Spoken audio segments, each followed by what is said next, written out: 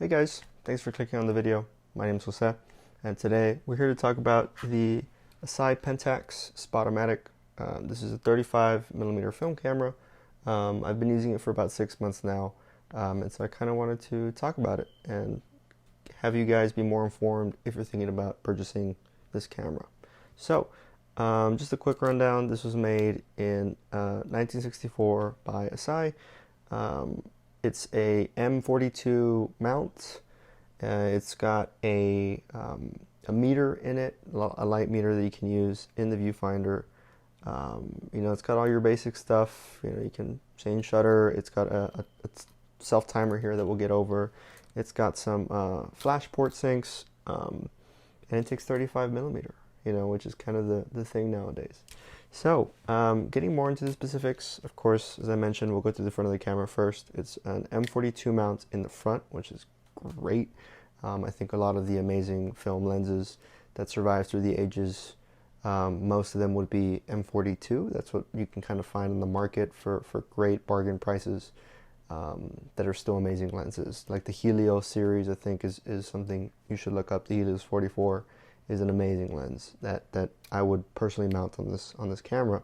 Right now I've got an f1.4 50mm on here. It's a beautiful lens, and it's super multi-coated, which means that it's a little bit more scratch resistant and it doesn't let in the light that it doesn't want. So I think that's great. This lens is amazing. When I bought the camera, it came with the lens. Perfect. As I mentioned, you got your flash and high-speed ports sinks in here. In here you got the little self-timer. I'm not going to use it right now because it's a little bit loud. But you would just pull this down, and then there's a little button here that when you press it under the self-timer right now, you release it and it will start the self-timer. It's great, if you wanted to do like a group photo at some vacation, mount this on a tripod or something, self-timer, run to the front, take the shot. Here at the top, we've got your usual film rewind lever, as well as your shutter speed and your shot count. And here's a little button. I just mounted a little brass button on it to make it easier to contact. But this is kind of in terms of build quality, this is a really beautiful camera. And I'll go over some comparisons in a bit of some other film cameras that I have. But out of the few film cameras, 35mm, that I've owned, I think this is one of the more well-built ones, and I would highly recommend it for most people out there. Especially if you can pick it up with a 1.4, that gives you more options for shooting low light. And it's beautiful. It's made of like a light aluminum or some type of metal, and then the leather wrapping on it outside is beautiful. It doesn't have the usual film back, so you need to remember what type of film you have in here. But I don't think that's super. I don't important. I don't think that's a deal breaker. I still think this is an amazing camera. Here on the bottom, you have the button. The panel to put in the battery for the light meter. You have your tripod mount and your film release button. And it works like any other 35mm camera. If you want to load in a new piece of film, you just pull in the lever release tab, and then you get your back. Again, this is a beautiful camera. Now, kind of into some issues that I had with it, is there is no type of automatic mode on this camera. I mean, it's a 1964 camera. The light meter it has on it was like the selling point of it. Back in the day, it was revolutionary, but there's no auto feature to it at all, outside of the meter. And so you kind of, if you want to learn, this is a great camera to pick up. But if you want to give this to your friends or whatever so they can take photos of you, you need to make sure you set everything up beforehand and that you know what you're doing, so that way the shot doesn't get ruined, right? But outside of that, I mean, it feels a little bit like a bare bones camera. Outside of like the self timer, there's nothing crazy to it. The camera that I got, so this is kind of into the stuff that I don't like about it, is the camera that I have, the meter doesn't work, which is kind of the selling point for this Spotomatic. And I've heard that is a common issue with this camera is that oftentimes the meter doesn't work. But I mean, a lot of cameras of that era, they've survived, what, 40, 60 years. At some point, yes, the meter will break. So just kind of make sure, watch out for when you're buying this camera, or really any 35 millimeter camera, that the meter works. Just ask, hey, how's the meter doing? Because I've tried a bunch of different batteries. This takes 1.35 volt batteries. You can use a 1.5 mercury battery, but I've been recommended to use a 1.35. So what else about this camera? I mean, yeah, that was really it. It's just the meter doesn't work, so I've had to carry around like a separate light meter with me, or like just mount one, and it's cool, but just make sure when you're buying one that the meter works. I would highly recommend it, or you're gonna maybe not expose your film correctly.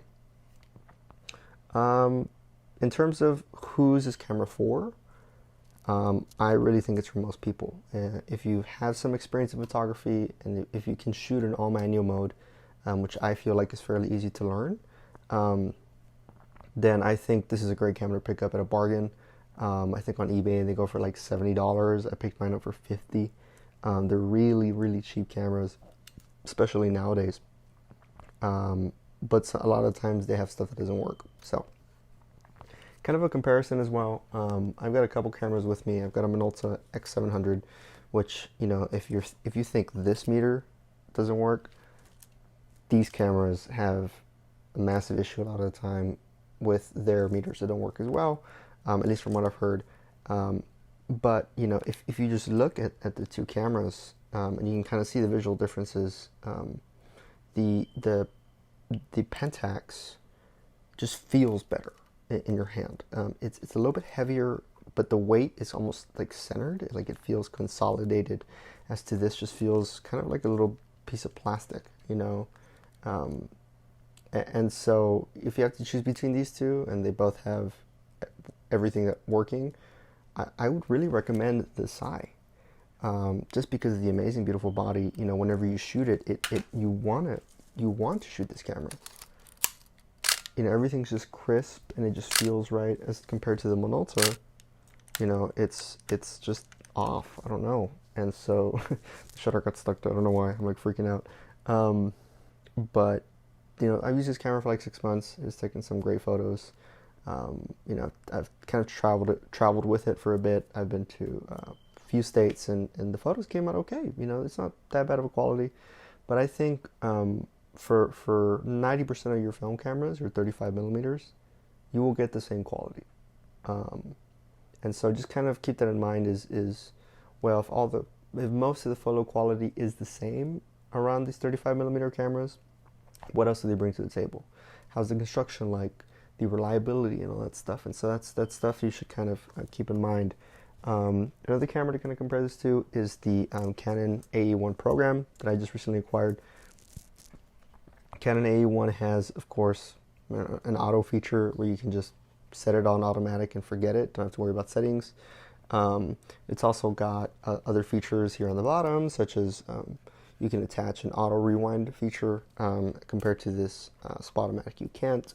And it's I feel like this camera and most AEs or AE1 programs, Canon cameras in general, tend to be a lot more reliable, and that's why they kind of survived the test of time. They have a crazy ton of features, but still, even though this camera is great, the AE1 program, if this had a working meter, if the Asahi Pentax had a working meter, then I would have just kept this. But it doesn't have a working meter, so that's kind of the issue. It's just really make sure to prioritize that if you can. But it's a beautiful camera. I think it out of most 35 millimeters that I've seen, outside of like Leicas, this is incredible. I mean, to be fair, Leicas are rangefinders, but these SLRs, this model is amazing. Now they make other Spot-O-Matics, Spot-O-Matic 2, I think they call them the Honeywells, and other cameras that Pentax has made, like the K1000. Those are all amazing cameras. I mean, this is still an amazing camera. And again, if you can find one for a budget, I highly recommend you pick it up. But just make sure everything's working. And especially with this Spot-O-Matic, keep in mind that there's really no auto outside of if your meter works. But really all you need is your shutter speed, and just you can set the ISO here as well for your film, but really all you just need for a 35mm, if you know what you're doing, is your shutter speed. So do I recommend this camera for people? Yes. I think this is a beautiful camera. I don't recommend it for pure beginners because it might ruin their day if they don't know what they're doing, since they only have shutter available to them. But yeah, I mean, if you can find it for a good price, or if you got a buddy selling it or something in good condition, pick it up if you've got the money for it.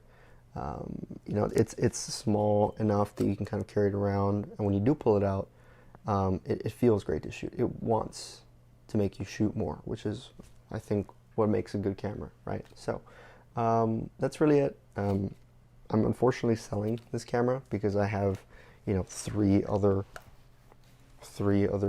two other film cameras. Well, three. I've got another Yashica Mat, but I don't need all of these. So I'll be selling the Minolta, which actually will be in a later video, and I'll be keeping the Canon just because it's so reliable, and they make so many of them, or they've made so many of them. So if there's any issues with that one, I can send it in for repairs. Compared to this one, I actually tried getting it fixed and I couldn't. So yeah, pick it up if you want to, or don't. Up to you. Thank you for watching. My name is Jose, and I'll see you guys next time.